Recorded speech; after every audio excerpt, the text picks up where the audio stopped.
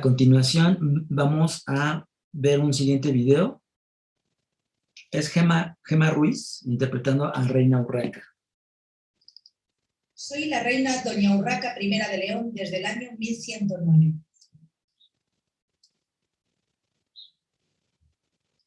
De Borgoña. León desde el año 1109. Hija de Alfonso VI y su segunda esposa, Constanza de Borgoña. Reiné durante 30 largos años, en los que tuve que luchar por mantener mi reino y evitar su división. He sido conocida como la temeraria y la batalladora. Ninguno me hace justicia. Hoy he venido a contarles las peripecias a las que he tenido que enfrentarme en mi azarosa vida, tan solo por el hecho de haber nacido mujer. Una frase del cronicón compostelano así lo demuestra. Decía de mí: reinó Urraca, tiránica y mujerilmente.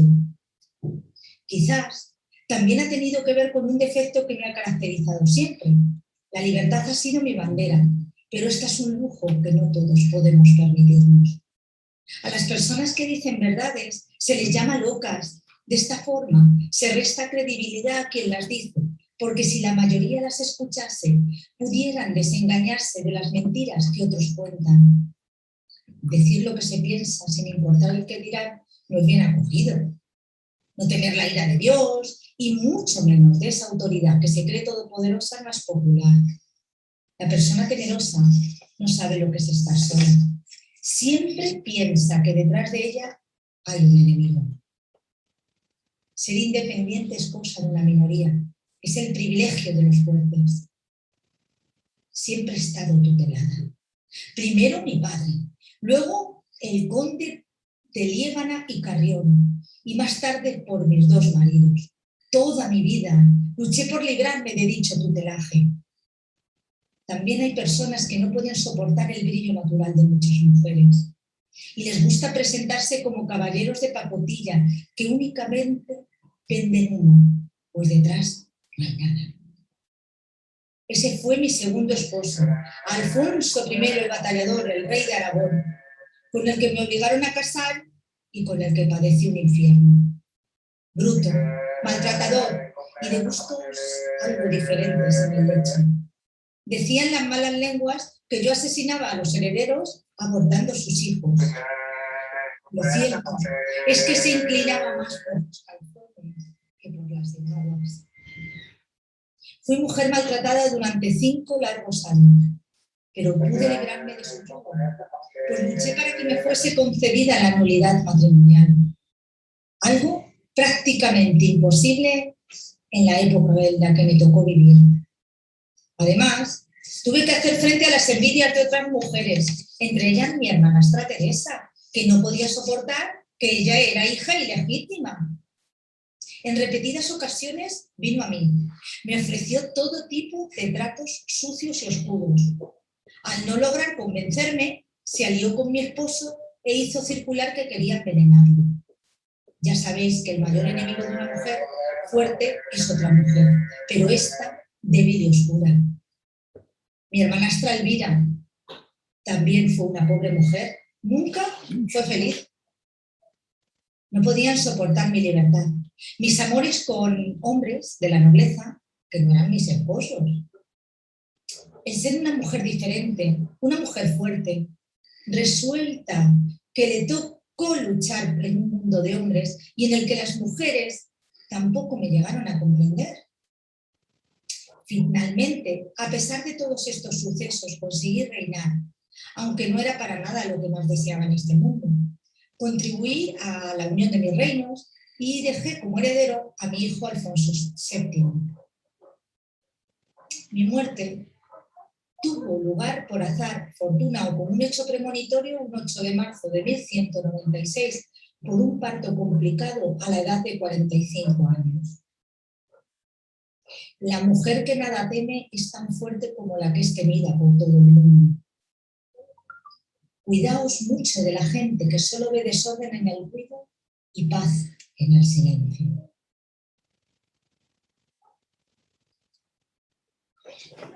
Muy bien, pues ella fue Gema Ruiz.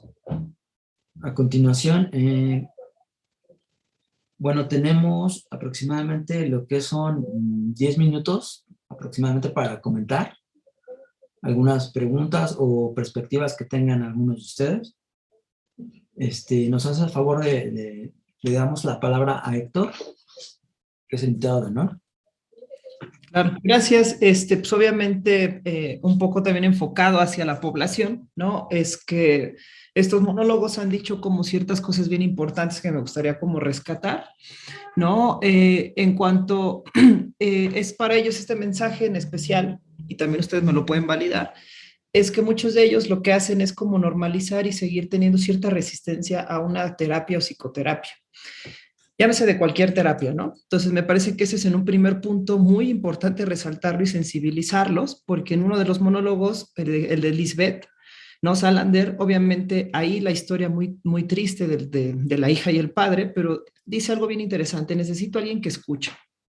Entonces, eso es bien importante porque parece que la apuesta de la psicoterapia es que alguien escuche todos los dolores que trae consigo la migración. Ese es el primer punto que me parece como importante a destacar, ¿no? En los segundos es donde dice nadie va a hacer algo por ti. Me parece que eso también es cierto. Me parece que no hay mayor, ¿verdad? En un punto como sensibilizarlos a que solamente uno es dueño de lo que le pasa y de lo que vive, y que me parece importante que a veces es necesario que se escuche, y con eso es la invitación a que a sensibilizarse y pasen a este servicio como de pues, psicoterapia, ¿no? En donde sean escuchados, ¿no? Para poder encontrar este cierto sentido, este camino hacia la valentía de los demonios, ¿no? Porque ahí hay mucha población que cree que le pasan cosas y dices que yo puedo con esto, ¿no? A veces está bien no poder con todo, y me parece que es importante esa posición de reconocimiento con ustedes. Y evidentemente hay que romper mucha cultura, ¿no? El último video también habla como el hecho de haber sido mujer, ¿no? Me parece que eso es algo que se está dando en las perspectivas de género, pero creo que el dolor migrante va más allá de ser hombre o ser mujer. Entonces, es la sensibilidad como para invitarlos a la población a que pues el espacio psicoterapéutico es algo que les permite hablar sobre este dolor. Claro, sí es interesante las perspectivas que nos manejan los monólogos, y pues muy bien dices tú, es importante el uso de la palabra, ¿no? Aquí Lisbeth Salander dice: ¿para qué tengo voz si nadie la va a escuchar, ¿no? Yo creo que ahí es una de las funciones más importantes del psicoanálisis, el escuchar al otro, el ver la perspectiva que tiene, y sobre todo lo que le hace sufrir, ¿no? En este aspecto, el migrante pues tiene mucho sufrimiento en varias vertientes. Muchas de ellas son económicas, otras la violencia, ¿no? Que se ejerce contra él. Vamos a darle la palabra a Carlos Martínez, miembro de la TED México. Sí, muchas gracias, Carlos.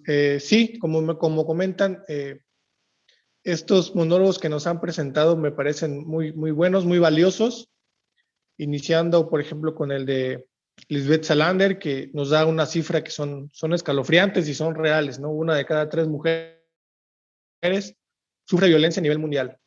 Estos monólogos nos hablan un poco de los tipos de violencia que sufre especialmente la mujer, ¿no? Como el matrimonio obligatorio, que es un tipo de violencia, la violencia sexual, la violencia económica, de no poder ejercer trabajos, o cuando los ejercen los hacen mal pagados. Pero es importante, ¿no? A mí me parece importante resaltar de estos monólogos que existe la lucha social, ¿no? La resistencia por parte de estas mujeres como Victoria Woodhull, que su lucha fue por el trabajo digno, por el derecho al voto. El de Sylvia Plath también, igual sobre el matrimonio y la sexualidad, que necesitan hacer un extra para poder tener los mismos derechos y las mismas igualdades o equidad en ese sentido.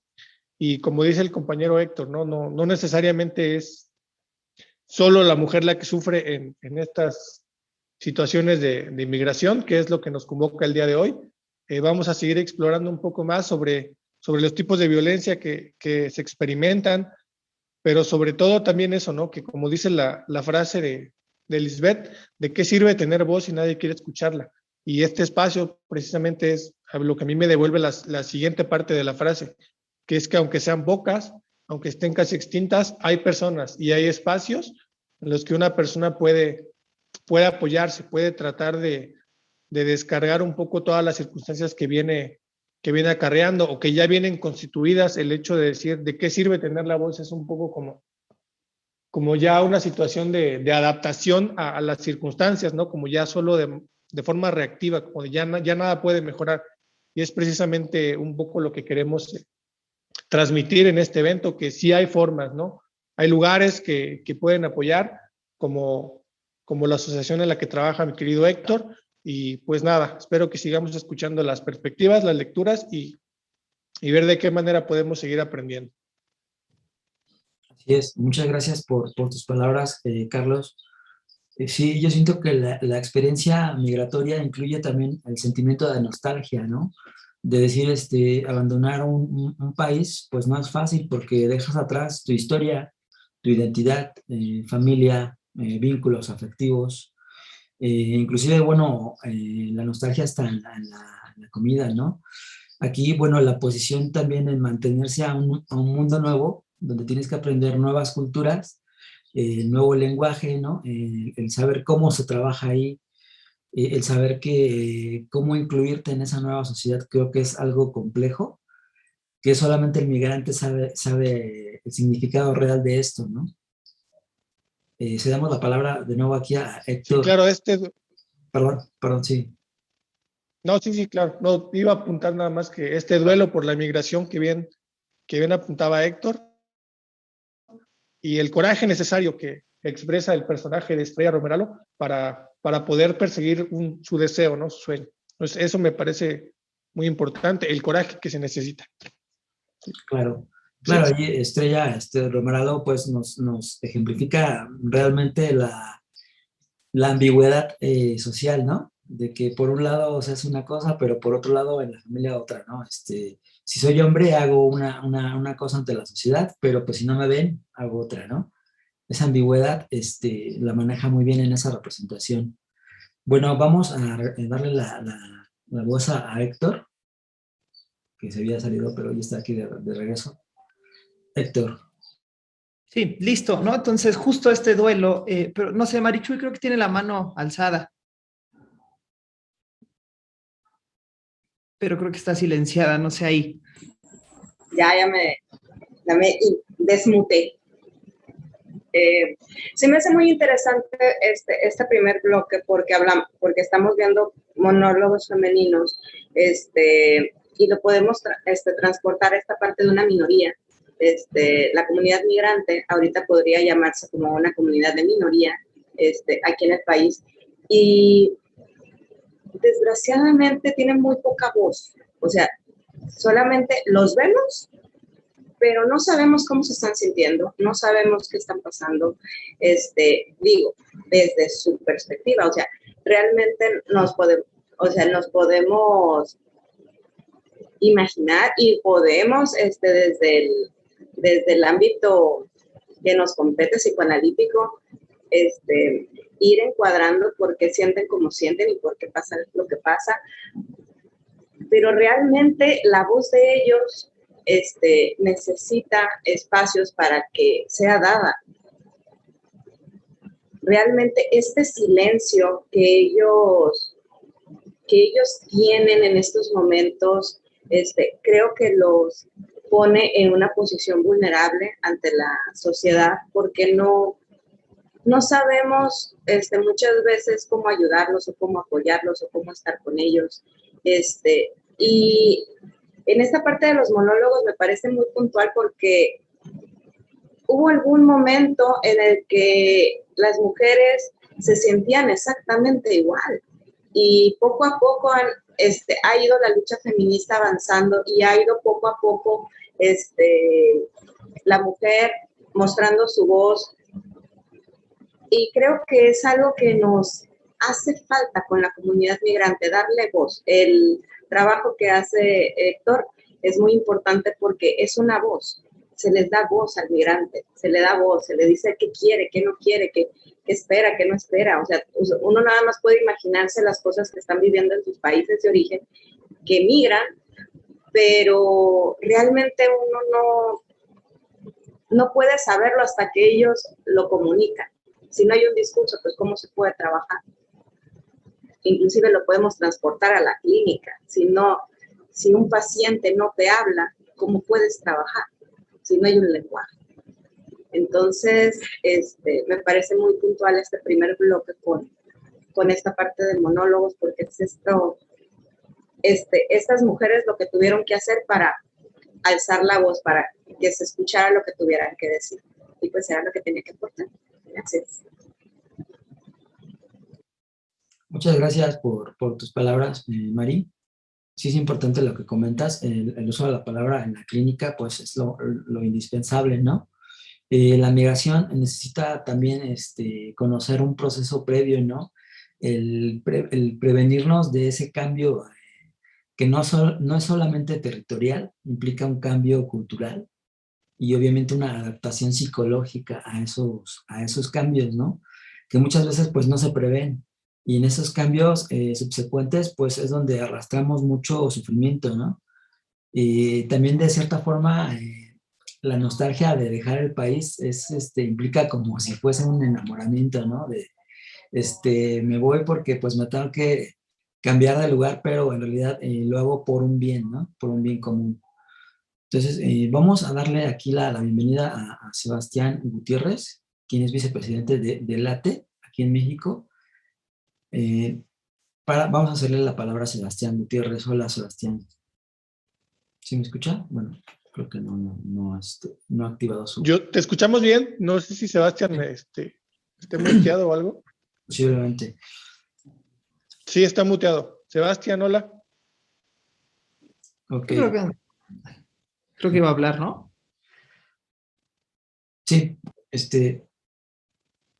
Bueno, sí, nada más quería como rescatarlo, ¿no? Justo porque, pues si bien es cierto, este evento es como importante, pero también creo que demanda a nosotros a pensar como la posición, lo que decía Marichuy, ¿no? Si no habla, no hay un lenguaje. Sí, o sea, sí, cierto, pero también creo que hay el hecho del silencio, porque hay silencios, ¿no? Que evidentemente también gritan, y eso a mí con ellos me ha hecho como preguntarme justamente sobre cómo poder plantearme desde pues, el ámbito psicoanalítico en la ayuda con ellos, ¿no? Porque evidentemente si se callan, y mucho de lo que comentaba, pues, o guardar silencio, es que ellos tienden como a normalizar. Entonces, ¿qué pasa con muchas culturas, al igual que en la mexicana, que es lo que he visto en las culturas sudamericanas, es que pareciera que el hecho como de no hablar de la emoción es como si pudiera no haber sucedido, ¿no? Y me parece que el tránsito también es doloroso. Y podemos verlo ahorita, por ejemplo, lo que está pasando con los haitianos en Tapachula,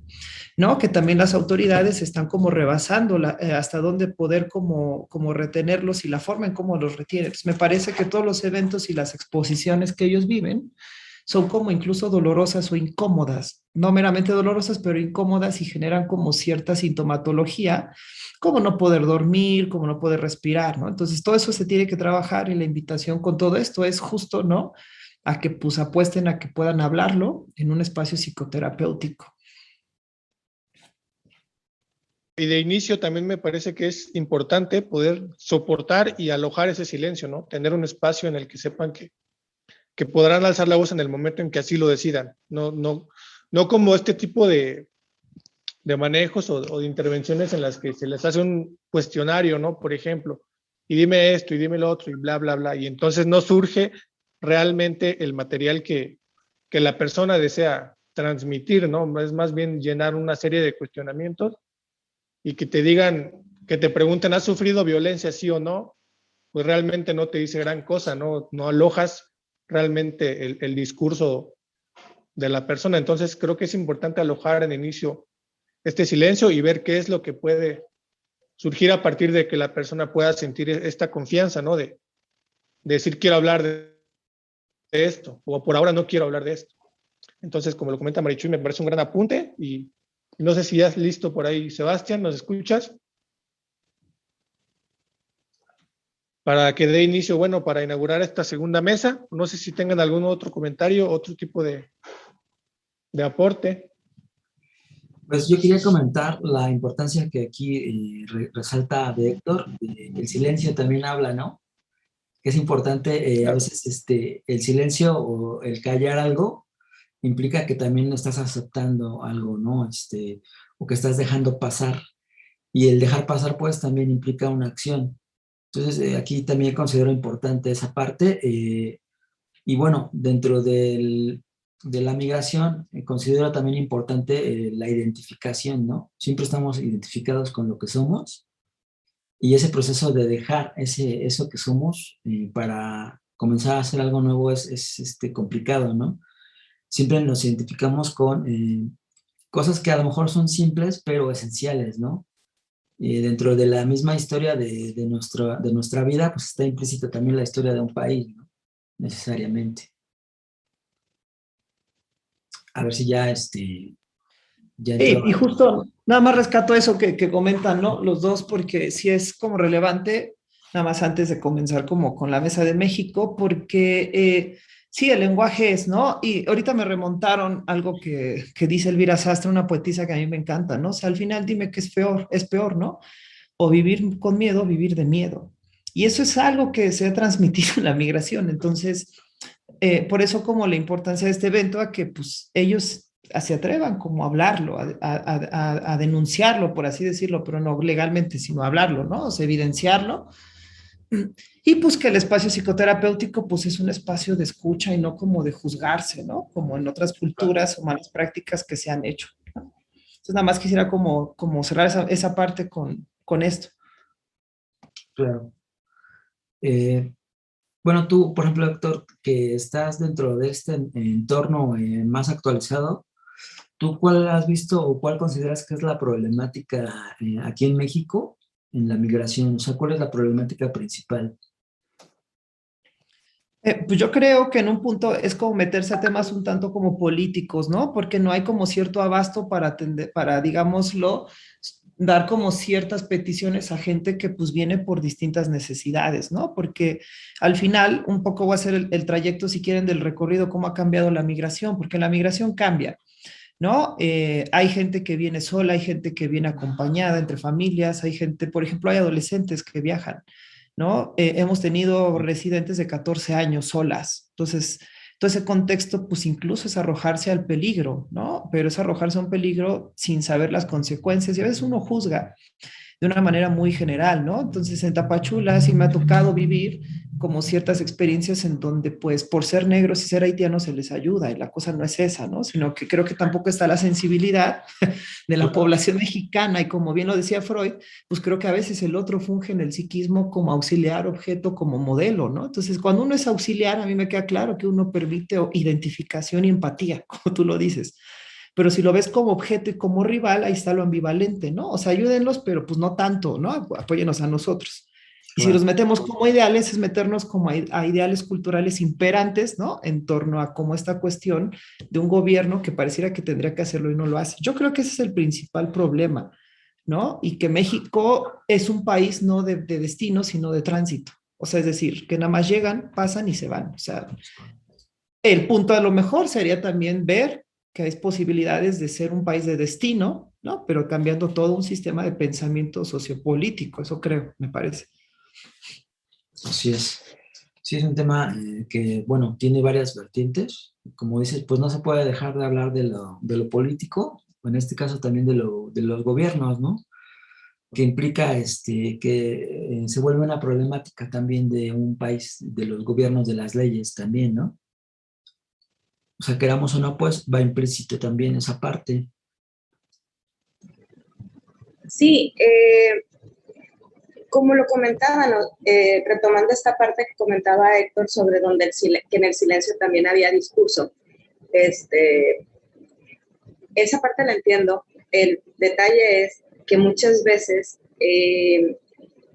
no es que estemos sentados enfrente de ellos y nos expongan su silencio, sino que muchas veces nos toca estar desde un punto donde somos espectadores y hay personas que se aprovechan de ese silencio precisamente para confundirse entre ellos. Y que es algo pues que como población lo estamos viviendo. Desgraciadamente, o sea, personas que pertenecen a otros sectores que no son como tan positivos para la sociedad, tienden a confundirse, y como esta comunidad realmente no tiene como que ese lugar todavía, como que no tiene todavía esa pertenencia, se tiende a confundir. Entonces, hay momentos que como espectador ya no sabemos a quiénes estamos tratando de ayudar, si realmente son las personas que necesitan la ayuda, o no.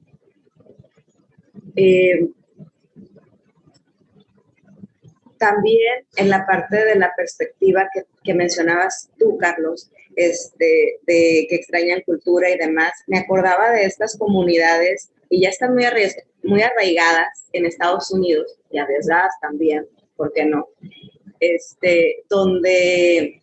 Donde tienen su cultura, o sea, es como que el barrio chino, el barrio latino, el barrio griego, el barrio, ¿cómo te diré? Latinoamericano,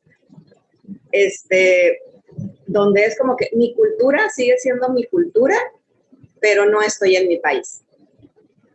Creo que estamos en vías de desarrollar algo así, que ellos traigan elementos de su cultura, que se hagan como estos grupos donde es como la cultura de cada país, pero dentro del territorio mexicano, lo cual no sería para nada negativo, sería bastante interesante, y sería como agregarle a un país que es muy cultural, más cultura, lo cual siempre es un ganar-ganar.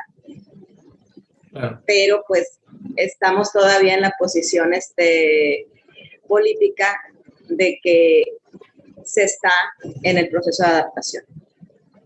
Claro, es muy interesante lo que comentas, porque la cultura va implícita en el sujeto, ¿no? Es decir, en la persona, independientemente del lugar donde esté territorialmente, ¿no? Entonces ahí me acordé mucho en el sentido de los pachucos, ¿no?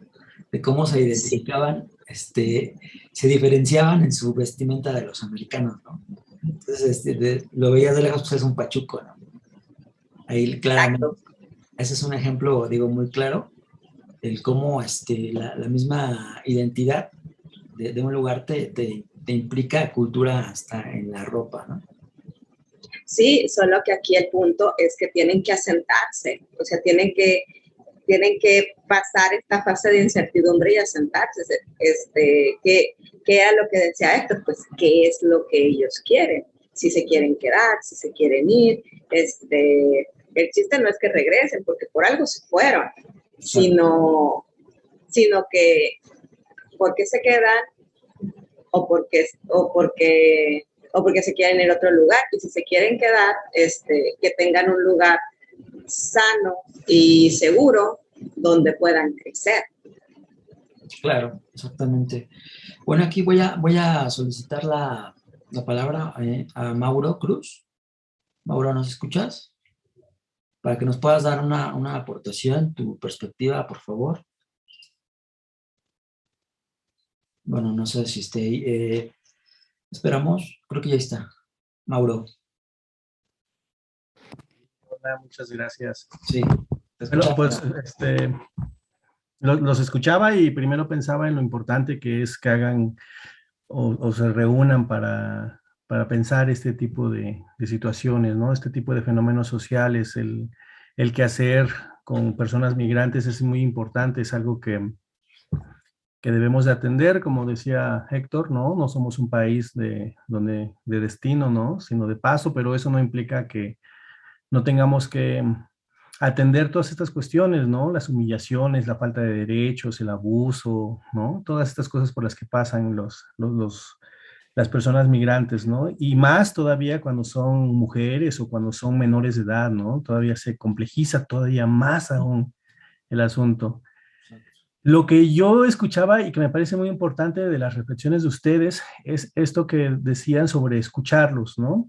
Y me parece que eso es muy valioso porque hay muchas psicologías o o muchos tratamientos, y sobre todo cuando están institucionalizados, que solo están ocupados en diagnósticos, en números, ¿no? Y aún dentro de un marco de atención psicológica, psicoterapéutico, pierden de vista a estos sujetos, ¿no? Entonces ahí está lo valioso del acompañamiento, de la escucha, de abrir espacios para que puedan hablar, ¿no? Expresar las emociones y algo tratar o algo, este, trabajar con ellos, ¿no? Sobre estas situaciones por las que pasan, ¿no? Y dejarnos de estas cuestiones de diagnosticar, de hacer números, ¿no? Porque ciertas psicologías o ciertos programas institucionales, pues eso es lo que hacen. Y se pierden de vista a las personas con las que están trabajando, ¿no? Esas situaciones tan singulares y tan particulares. Entonces, por eso me parece tan importante esta idea de la escucha y de la palabra. Claro, Sería eso. muchas gracias por tu perspectiva. Vamos a comenzar ya a la Mesa México. Aquí le voy a dar la palabra a Carlos Martínez, quien es miembro de LATE en México. Hola, Carlos. Hola, ¿qué tal? Creo que Mauro habló de una palabra que es muy importante, que es la del acompañamiento, ¿no? Antes de iniciar, perdón. Y es un poco lo que platicábamos, Héctor. Creo que la intervención, como tú me comentas, las personas son de flujo continuo, ¿no? Entonces no hay posibilidad a veces de establecer como tal una intervención, una psicoterapia, y creo que el acompañamiento es fundamental, ¿no? Para ir pudiendo apoyar aquí a las personas que llegan a los centros. Voy a iniciar con el texto que preparé para compartir con ustedes. El texto lleva por nombre El camino del migrante. El camino del migrante inicia cuando toma la decisión de ir en busca de algo mejor para él, para su familia, cuando no encuentra más alternativa que partir de casa. A veces son las deudas las que lo hacen a uno agarrar valor. La primera prueba, tal vez la más difícil, será salir de casa, despedirse de sus seres queridos, de la pareja, de los hijos, de los padres o los hermanos. Ahí comienza el sufrimiento del migrante, cuando sale de casa con una sonrisa valiente, disimulando como puede ese nudo en la garganta y ese vacío en el estómago, prometiendo que todo va a estar bien, con un entusiasmo que sostiene con la idea de no dejarlos preocupados. El migrante no se aferra a otra cosa que a su fe en salir adelante.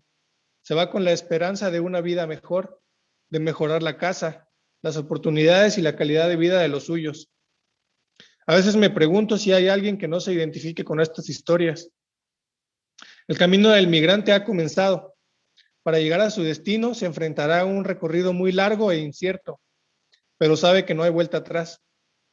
El trayecto será muy arriesgado. La primera parada es entrar a Chiapas, a veces por Talismán, a veces por Ciudad Hidalgo, donde tienes que rifártela para atravesar el río Suchiate, en unas balsas o en cámaras de llanta. Luego escaparse de los policías y los de migración que ya los acechan del otro lado. De ahí a Tapachula y después a Arriaga. Son más de 300 kilómetros que la mayoría tendrá que recorrer a pie, por el monte o por las vías antiguas del tren, ya que la carretera está plagada de estaciones migratorias. Es un trayecto demasiado peligroso, de 10 a 20 días de sufrimiento, caminando, a veces ya sin zapatos, con los pies destrozados de tanto andar. La siguiente parada es el Hogar de la Misericordia, un albergue donde encuentran techo y comida por 3 días. La mayoría de los migrantes ya han sido asaltados antes de subirse al tren. Siempre hay algo bueno para robarles, es lo que piensan los ladrones y las autoridades. Ya sin dinero muchas veces, viviendo debajo de los vagones, ahora sí, a esperar que pase la bestia, ese tren de los sueños, ese tren de la muerte, dependiendo cómo se le conozca. El viaje continúa, la parte más difícil está por comenzar. Una gran bestia furiosa con solo un ojo, que ruge y arrasa con todo a su paso. Hay que tomar el tren cuando va corriendo. Tienes que arriesgarte y no puedes titubear, porque si dudas te puedes caer. El migrante monta esa bestia, se agarra fuerte de los tubos que vibran violentamente. Se sabe que la muerte ronda esos vagones, pero a estas alturas la mayoría ya lo ha perdido todo, algunos incluso el miedo. La misión es clara, ni el cansancio ni los peligros, ni la lluvia ni el sol, ni el frío ni el hambre los hará dudar. Esto es apenas una parte del camino. A veces pienso que la verdadera bestia no es el tren ni el recorrido, es la pobreza y la violencia que los obliga a irse de su hogar. Y para colmo tienen que lidiar con el hecho de llegar a lugares donde muchas veces son mal vistos, rechazados y discriminados. Este camino es solo uno de los muchos que seguramente hay alrededor del mundo, pero imagino que las historias no son tan distintas. Mi intención, al intentar describir algo de este camino de muchos migrantes, no es otra que reconocerles todo el esfuerzo que conmueve a quien lo conoce y engrandece a quien lo camina, siempre por el bienestar de los suyos. No tengo más que admiración para todos ustedes, que se juegan la vida en la búsqueda de un sueño. Sé que muchos habrán conocido una cara mala de nuestro país. Espero que algunos también hayan conocido una cara buena. Sé que hay muchas por ahí, en algún lado. Personas como Héctor Gómez, a quien tengo el gusto de llamarle amigo, y ha posibilitado este espacio. Sé también de algunos en mi Tapachula querida, a ellos y a todas las personas que ofrecen su apoyo incondicional en el camino del migrante, también va mi admiración. Muchas gracias.